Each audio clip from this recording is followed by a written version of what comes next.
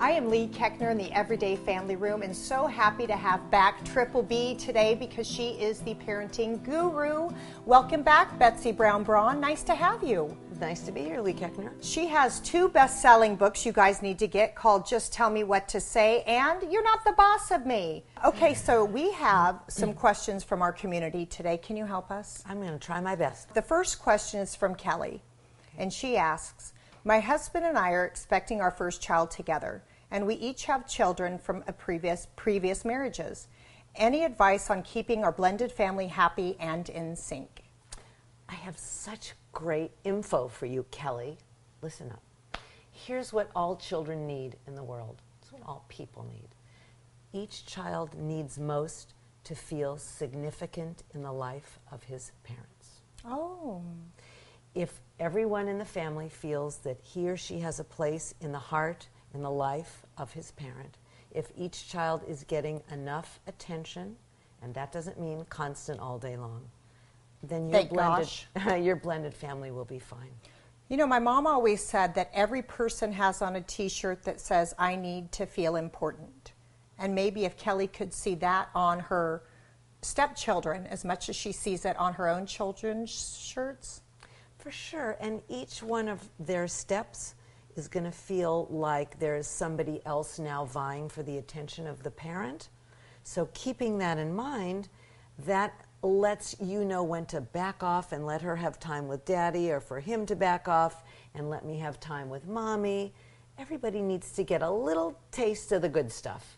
And when you feel sated, you won't be so needy and act out in negative ways. And it's I think, too, like with anything, if you don't put too much pressure on yourself when the family just comes together, feel it out. Like you're saying, to feel when this needs what, or this one needs, and not try too hard, because then you're doing what I do most of the time. Well, you're making a really good point, because there's no such thing as perfection. Right. And we all have high expectations for ourselves. It's a work in progress, and it will be forever. Fantastic. I like that. Okay, now if I may have my turn on a question. I have a 15-month-old, and she is kind of starting that stage of mine. At the same time, excitingly enough, she's starting the get out. So I was in like a little teacup bear ride at the festival on Sunday, and this mom said, could you take my boy, because that makes me sick. Will you take him? I said, sure, come on, little boy. He didn't really want to come with me anyway because his mom wasn't with him. What was that mom thinking? That's a ridiculous thing to do to a child. She said, that mom friend of mine, not me. So the kid gets in, and he's kind of looking at me, and my 15-month-old says, get out, get out. And I was like, Eve?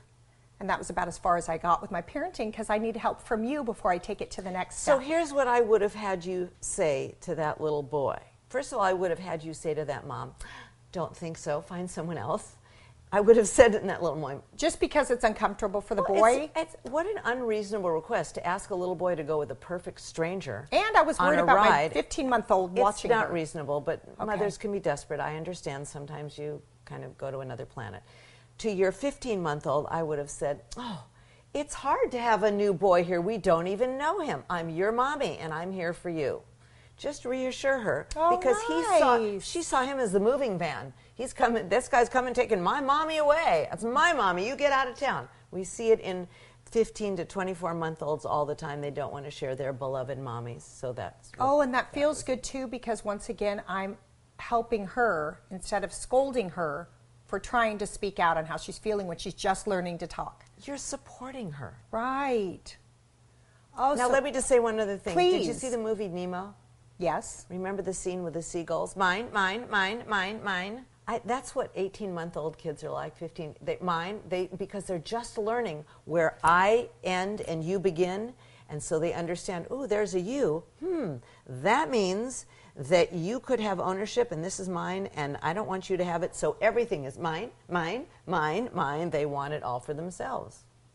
Fantastic. It does make sense. Okay, so what I want you guys to take away from this that I just got like a huge nugget is that support your child. So often we're like embarrassed that our kids said something that somebody might think bad of them. Instead, say, gosh, I see how you feel. I am your mommy and I'm here for you. To take away that feeling and support the kid instead of caring about making the other parent happy.